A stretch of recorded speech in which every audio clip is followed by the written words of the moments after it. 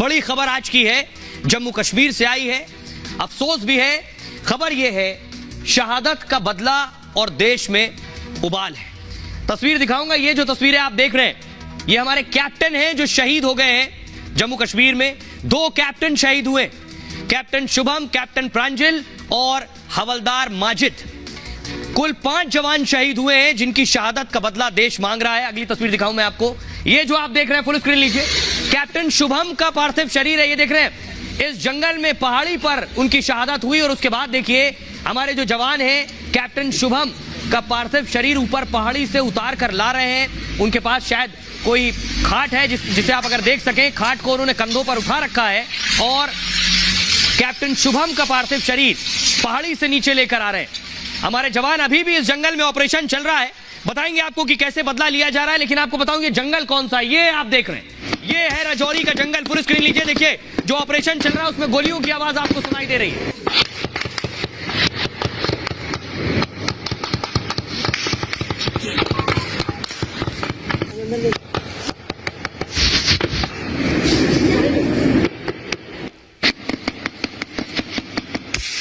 जंगल में ऑपरेशन चल रहा है और एक आतंकी जो छिपा हुआ था इस जंगल में, उसकी तस्वीर मैं आपको दिखाऊं। ये देखिए, ये 2 आतंकी ढेर कर दिए गए।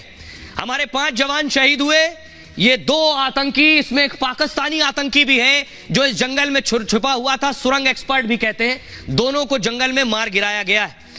लेकिन अब मैं आपको बताऊं, हमारे जो जवान शहीद हुए उनकी शहादत का बदला बेशक ले लिया गया हो, लेकिन वो अनमोल है, उनकी वाकई कोई कीमत नहीं है। अब सुनिए जरा कैप्टन शुभम, शहीद कैप्टन शुभम के पिता को, जिन्हें सुनेंगे तो आप भी खुद को रोक नहीं पाएंगे भावुक होने से। पिता को अपने बेटे की शहादत पर फख्र है, सुनिए। बस यही कह रहा था, कुछ काम बाकी है उसे करके बहुत जल्दी आता हूँ। 2-1 दिन में छुट्टी आने वाला था। पिछले 15 दिन से ही लगातार कह रहा था एक काम है वो करके आता हूँ। एक काम रह गया उसे करके आता हूँ। I feel proud.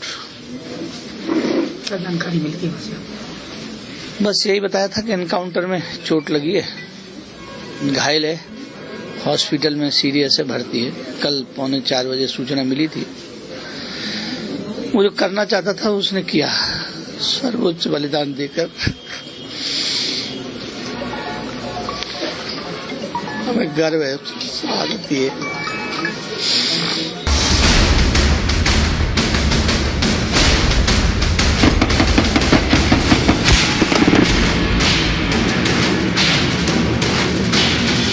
दुश्मनों का सफाया करने के लिए जवानों ने जान की बाजी लगा दी। देश के 2 जाबाज कैप्टन शहीद हो गए। 3 और जवानों ने अपनी जान कुर्बान कर दी। मतलब देश के 5 सैनिकों ने खून का एक कतरा लगा दिया ताकि दुश्मन की कोई चाल कामयाब ना हो। जवानों की शहादत पर आगरा से लेकर बेंगलुरु और पुंछ तक गर्व से भरा है। जंगल और पहाड़ों से छिपकर गद्दार हमला कर रहे थे। राजौरी में वो गुफाओं और सुरंगों को ढाल बना रहे थे, लेकिन देश के दिलेर चट्टान की तरह अड़ गए।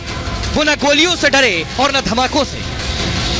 5 जवान शहीद हुए तो 2 कायर दहशतगर्दों को भी ढेर कर दिया और साफ पैगाम दे दिया कि चाहे जंगल में छिपे या जहन्नुम में, आतंकी बख्शे नहीं जाएंगे। और आइए अब आपको बताऊं कैसे जंगल में चल रहा था ऑपरेशन। उस ऑपरेशन में हमारे 5 जवान शहीद हुए। दरअसल जंगल में छिपे हुए थे ये आतंकी। इन्होंने नया तरीका अपनाया कि जंगल में छिप जाओ, उसके बाद जब सेना के जवान आए तो छुप कर उन पर हमला करो, क्योंकि जंगल में छिपे हैं तो हमारे लिए, हमारी फौज के लिए समंदर में सुई जैसी स्थिति होती है। पहले जब उनके एक बार में पता चल जाए कहां छिपे हैं, फिर हम उन्हें मार गिराते हैं। तो जम्मू कश्मीर के राजौरी में आतंकी बड़ी साजिश रच रहे थे। पाकिस्तान से आए आतंकी 1 महीने से कालाकोट के जंगल में छिपे थे और घाटी में बड़ी वारदात को अंजाम देने की फिराक में थे। सेना को जानकारी मिली, उसने ऑपरेशन शुरू किया। पहाड़ी और जंगल का फायदा उठाकर आतंकी भागना चाहते थे, लेकिन पुलिस और सुरक्षा बलों ने आतंकियों को घेर लिया। जंगल में घेराबंदी से बौखलाए आतंकी फौरन फायरिंग करने लगे। ताबड़तोड़ फायरिंग से आसपास रह रहे लोग दहशत में आ गए कि क्या हुआ, लेकिन उन्हें बचाने के लिए हमारे सेना के जवान ढाल की तरह उतर आए। उनकी पहली कोशिश थी कि आम लोगों को चोटें न लगे, गोलीबारी की चपेट में ना आए। माना जा रहा है कि इसी वजह से सेना को ज्यादा नुकसान उठाना पड़ा। एनकाउंटर में 2 जाबाज कैप्टन समेत 5 जवान शहीद हो गए, लेकिन उन्होंने देश के 2 दुश्मनों को ढेर कर दिया। मतलब राजौरी के जंगलों में दहशत की साजिश नाकाम कर दी। सेना का एनकाउंटर और सर्च ऑपरेशन अब भी जारी है, यानी राजौरी के जंगल में छिपा कोई आतंकी बचेगा नहीं। लेकिन आपको जानकर ताज्जुब होगा, आपको बताऊं मैं कि पूर्व मुख्यमंत्री जम्मू कश्मीर की महबूबा मुफ्ती आतंकियों के खिलाफ उनकी जुबानें सिल जाती हैं, और यहां भी जब 5 जवान शहीद हुए तो उस पर भी सियासत। सुनिए जरा। जो जवानों ने है अपनी जिंदगी का नजराना दिया है, क्या कहना चाहोगे? नहीं, हम ये कहेंगे कि कल जो 4 जिसमें 2 कैप्टन शामिल हैं, उन्होंने वो शहीद किए गए। और एक तरफ से बीजेपी रोज दावा करती है कि जम्मू कश्मीर में हालात बिल्कुल ठीक ठाक हो गए हैं और मिलिटेंसी खत्म हो गई है। दूसरी तरफ से एक तरफ से जवान शहीद हो रहे हैं और दूसरी तरफ से जो जम्मू कश्मीर के लोगों का जीना हराम कर दिया है मिलिटेंसी के नाम पे। पकड़ दकड़ रोज बरोज यहाँ पर मॉनिटरिंग होती है, सर्विलेंस होती है, कोई बात नहीं कर सकता है। तो मुझे समझ नहीं आता है, अगर ये कहते हैं हालात ठीक है तो फिर हमारे जवान शहीद क्यों हो रहे हैं? अब आपको बताऊं, महबूबा को सुन लिया आपने। इस तरह के बहुत से सियासतदान हैं जिनकी दुकानें सिर्फ इसी तरह से चलती आ रही, लेकिन भारतीय सेना चुन चुन कर मारने पर यकीन रखती है जो देश के खिलाफ बंदूक उठाए। यह तस्वीर जो आप देख रहे हैं, जो आतंकी ढेर किया गया उसका नाम है कारी। यह पाकिस्तानी आतंकी है, टनल में छिपने में माहिर था। इसने अफगानिस्तान और पाकिस्तान में ट्रेनिंग ली है आतंकी। समझ लीजिए ये बहुत बड़ा आतंकी है जो छिपा हुआ था राजौरी के जंगल में। आइए अब मैं आपको बताऊं इसको कैसे ढेर किया गया। और ये हाईली ट्रेंड आतंकी था, ये बहुत लंबे वक्त से भारत में छिपा हुआ था। इसको मार देना एक बड़ी कामयाबी भी है। देखिए इस तरह की सुरंग जंगलों में होती है, प्राकृतिक सुरंग होती है, इसमें छिपा हुआ था यह कारी। राजौरी एनकाउंटर में 2 बड़े आतंकी मारे गए। मारा गया एक आतंकी लश्कर का टॉप कमांडर था, पाकिस्तान से आए इस आतंकी का नाम था कारी।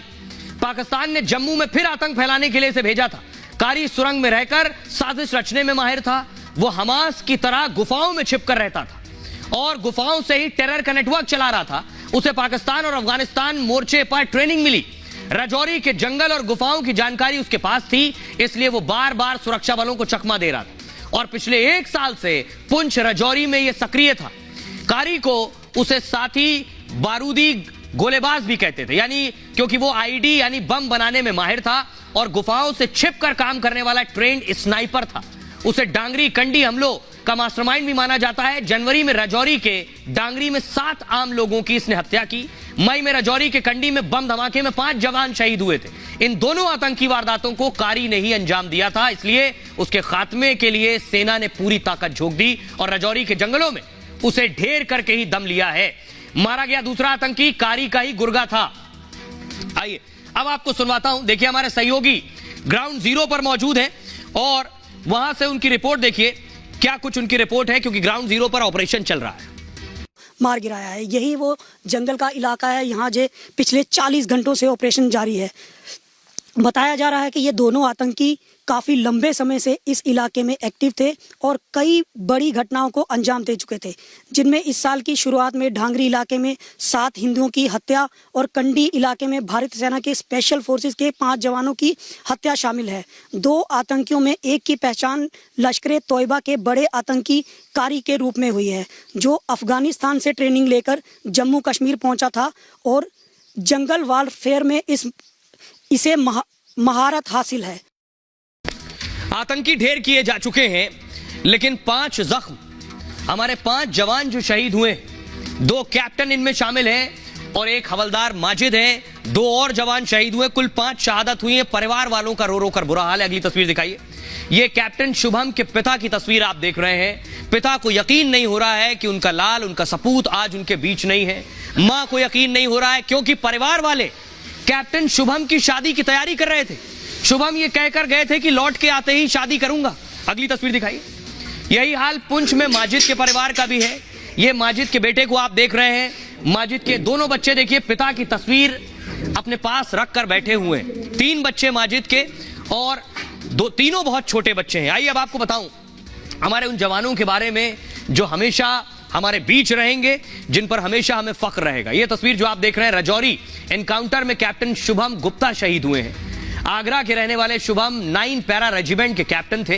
वो राजौरी के जंगलों में एनकाउंटर का नेतृत्व कर रहे थे। 26 साल के शुभम की गिनती सेना के जाबाज अफसरों में होती थी। 2018 में सेना के सिग्नल कोर में उनकी भर्ती हुई थी, मगर परिवार को बिना बताए उन्होंने कोर अपना बदल लिया। इसके लिए शुभम ने स्पेशल फोर्सेस की कठिन ट्रेनिंग ली। पैरा कमांडो की ट्रेनिंग जब पूरी की तब परिवार को पता चला। 6 महीने पहले शुभम गुप्ता अपने घर आगरा आए। वो दोस्त परिवार से हमेशा कहते थे कि कुछ बड़ा करना है। शुभम की कुछ दिनों में ही शादी होने वाली थी, लेकिन वो कहते थे पहले बड़ा काम कर लूं फिर शादी करूंगा। पिता से आखिरी बार बात में कहा था 25 नवंबर को आऊंगा, लेकिन पापा उससे पहले बड़े मिशन पर जा रहा हूं। शुभम अब शहीद बनकर लौटेंगे, लेकिन एक मिशन पूरा करके। जिस ऑपरेशन की अगुवाई की उसमें देश के दुश्मन मारे गए। शुभम की शहादत पर आगरा समेत पूरे उत्तर प्रदेश को गर्व है। सीएम योगी ने भी कैप्टन शुभम गुप्ता को श्रद्धांजलि अर्पित की और शहीद परिवार को 50 लाख की मदद की घोषणा की है।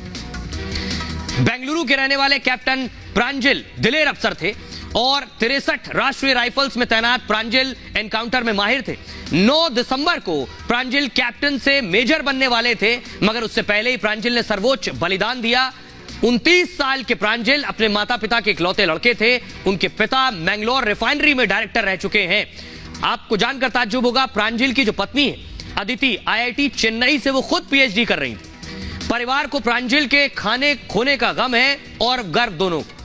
पूरा बेंगलुरु अपने लाल की दिलेरी को याद कर रहा है। कैसे प्रांजल बेंगलुरु में इंजीनियरिंग की पढ़ाई कर रहे थे, लेकिन उनका सपना सेना के साथ जुड़ने का था। वो बचपन से वायुसेना में पायलट बनना चाहते थे, पायलट नहीं बन पाए तो 2014 में सेना में शामिल हो गए और सेना में ऐसा पराक्रम दिखाया कि दुश्मन उनसे कांपते थे। आइए आपको सुनवाता हूं, सुनिए जरा कैप्टन शुभम, शहीद कैप्टन शुभम के पिता और उनके भाई को। I feel proud. वो जो करना चाहता था उसने किया, सर्वोच्च बलिदान देकर। हमें गर्व है, आदत है। मुझे कल दिन में सूचना मिली थी कि उनको इंजरी लगी है, कुछ ऑपरेशन वगैरह था उसमें इंजरी लगी थी। शाम तक आखिरी सूचना जो मिली थी वो ये थी कि हम उन्हें बचा नहीं पाए। भाई साहब की बात कब हुई थी लास्ट? मेरी लास्ट जो बात हुई थी वो रात को तकरीबन 8 बजे।